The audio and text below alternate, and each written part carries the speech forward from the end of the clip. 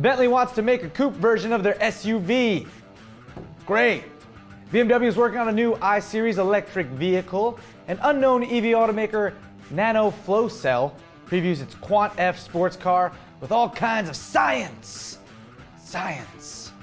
And JB gets some new wheels from Jaguar and Land Rover. Plus, we have your FLD question of the day. Hey folks, I'm Derek D, and this is Fastlane Daily, or as Oksana Baul said it, the Fastlane Daily.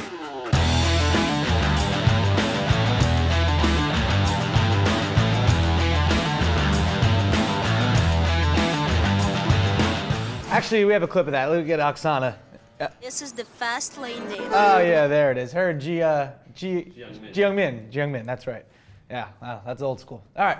Looks like 007 won't have to make do with just one car from Jaguar and Land Rover. Instead, he'll have a few options in the upcoming film Spectre. The villain will get a pretty awesome ride in the form of the Jaguar CX-75 concept, while Bond, James Bond, will drive a custom Aston Martin DB10. That thing is sexy. Land Rover also chipped in with a Range Rover Sport SVR and Defender Bigfoot.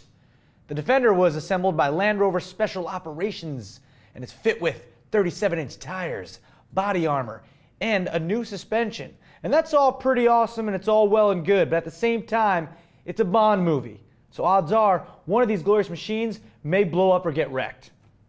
That's all I'm saying. Movies, man, they wreck so many nice cars. Yeah. Mad paper. If you remember a while back, we mentioned that a new automaker with a crazy name was working on an EV sports car with some absurd power. Well, NanoFlowCell, that's the name of the company, is back with an updated concept called the Quant F. The giant horsepower figure is still on the high end, even up a little bit in fact, to 1,075 horses, while the top speed has been reduced from 217 miles per hour to 186. So come on, what is this sub 200 mile per hour nonsense? Come on, that's still fast. Yeah. What makes this Quant F unique, well, besides the 1,000+ horsepower, is the ionic fluid energy storage system that promises a range of over 500 miles with an oppositely charged electrolyte solution. Yeah, I know, straight up science class up in here on FLD today. Oh yeah. The electrolyte solution, but that's what it is. And there's no date yet for a launch, but all this technology will be super expensive, obviously. Things look pretty rad though. I kind of quant one. Clever. Oh, hey, speaking of electric cars, BMW is working on a new I-Series model, perhaps in 2 flavors, to be based on the 5 Series chassis. The model would use a mix of the 6 Series Grand Coupe and 7 Series styling, but with plug-in hybrid technology, of course. Yeah, it's not exactly a full EV like the Tesla Model S, but BMW will enable the car to have an all-electric range of 80 miles. So that's cool. And then you have a 245 horsepower 4-cylinder engine to run as a range extender. And who doesn't like range extension? Am I right? We could see a concept version as soon as September at the Frankfurt Motor Show. Are we there, AK? Yeah. Not past September, some before that. Yeah. Wow, a year and a half? Not a year and a half. Maybe we'll go back. Hey, maybe we will. Bentley's boss. Both. Thank you, Rick. Wolfgang Durheimer has mentioned a coupe version of the upcoming Bentayga SUV, but definitely not before 2019. Yes, Bentley Bentayga. Just not a fan of. I'm not a fan of that name. Kind of sounds like the opposite of Tony Montana. Hey, I'm Bentley Bentayga. I'm a used kid clothing salesman from Chicago. Store's called Say Hello to My Little Trend. With used kid clothes, right? Bentley Bentayga. Nice. You know that guy. Come on. Anyway, the Bentley Bentayga is named after a very high mountain in Spain. But honestly, I think they were just like, well, it has most of our company's name already in it, so let's go with it. It's not like that SUV can traverse that mountain. In addition, though, to the small crossover plan, of course there is one plan, that will slot under the SUV, either a complete standalone model or a version of the Bentayga is expected to be built with coupe-like styles as well. So, but it wouldn't be for a while. Durheimer admitted the SUVs were on the rise while convertibles, sports cars, and luxury sedans were on the decline. So that's where Bentley is spending its cash. All its development dollars SUVs everywhere. Small? Sure. Medium size? Yeah. Super luxury? You got it. Sport utility vehicles. All over the place. Okay. Now, we got you at what, Max? Well, I'm just getting ready for my favorite segment. That's right. And what is that? Your Q of the D. That's right. Your FLD question of the day. My bad. There it is. This one comes from FLD fan Paul Naylor. And hey, take it away, Paul. I've got a Q of the D for you. If you were looking for a performance practical sports car for under $30,000, what would you pick? Ah, that's a good question. You know, we've had similar questions like this before, but I think Paul is saying that you have to pick a brand new car, nothing used. And his question was, what practical new performance sports car would you pick for under $30,000?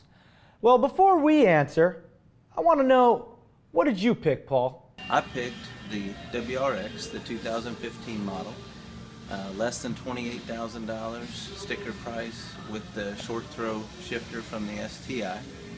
And I'm just curious as to what you would pick. All right. That's a very good choice. A 2015 WRX with some options in there, and you're under 28,000 bucks. Not bad. Erica's not here today, but I know if she was, she'd be very happy with your choice. But I don't know. What would I go with? I don't want to say Subaru WRX because that's your choice. Not a bad choice, but that's your choice. I do like the Subaru BRZ and the Scion FRS, same car basically. But you know what? They're two-door coupe sports cars. Maybe not as practical. You can't sleep on the Ford Focus ST now. Starts at 23,000 bucks, over 250 horsepower. Fun, good-looking little car right there. But the one I'd probably go with that I would consider, I think it would be the VW GTI. Nice. I think I'd go with the VW GTI. I mean, I prefer a Golf R, but that is like $35,000 to start, so that's over the budget we have. And yes, you can get a Mustang or a Camaro for under 30 grand, but are you really getting a Mustang or Camaro for under 30 grand? You know. So yeah, I'll say VW GTI. That's my choice. AK, what would you pick? MX-5 Miata. You go with the Miata, Yeah. the brand new one. Yeah. There you go. That's a nice little car. Throw the top down. A little under 30. Yeah, that's a good choice. Solid. Max. I'd get the CLA with the navigation package. You're over 30K, brother. Oh, well. Anything else? Nope, that was my only choice. Probably get the Corolla S. Corolla S or maybe the TRD Yaris from Bravo. We were waiting for that one. Tom, what about you? I'm going to go with the Mustang, the 4-cylinder turbo. 4-cylinder Nice. turbo Mustang. Yeah. You know what? I didn't think of that because I'm just thinking Mustang GT, Mustang GT, Mustang GT. The 4-cylinder turbo Mustang. And then tune it. Well, yeah, I guess you could tune it. You could tune it. Yeah, absolutely. Well, yeah, I didn't think about that. Well, there you have it, Paul. Oh, now, Omar isn't here today either, but he'd probably say Camaro. Oh, for sure. Even though he couldn't get the ZL1 for under 30 grand, but then he'd probably tune it like Tom would his Mustang. All right, so yeah, good answers right there. Anything else, Paul? And by the way, you can throw some hammers back there. That's right, yes. I was waiting for it. I saw the hammers, so I knew you had to throw some hammers back there. He's at Home Depot in front of a bunch of hammers. Yeah. I love it. I love the creativity there, Paul. You know, you're thinking about it. You paused in between your question and your comments. I like it. I'm going to throw some hammers back there. Thank you. Let us know what you guys think. Use hashtag FLDQ of the D. Let us know. And you can send your own video in to us. We prefer a YouTube link, and that email is tips@fastlanedaily.com. Thank you, AK. Appreciate it. You enjoy your birthday yesterday? Oh man, it was great. Nice, nice. Well, that's going to do it for Fastlane Daily today. I'm Derek D. Thanks for watching, everybody. We will talk to you tomorrow. Oksana Baiwol was the first Olympic gold medalist we've had on the show. And then last year we had Winter Olympic silver medalist, Noelle Pikus-Pace. Oh, she was what? She was a skeleton right. sled on the show. Well, She was on our Christmas special. She was on our Christmas special, that's right. Wow, we're just a We haven't had anybody from the Summer Olympics yet. No, I don't think so.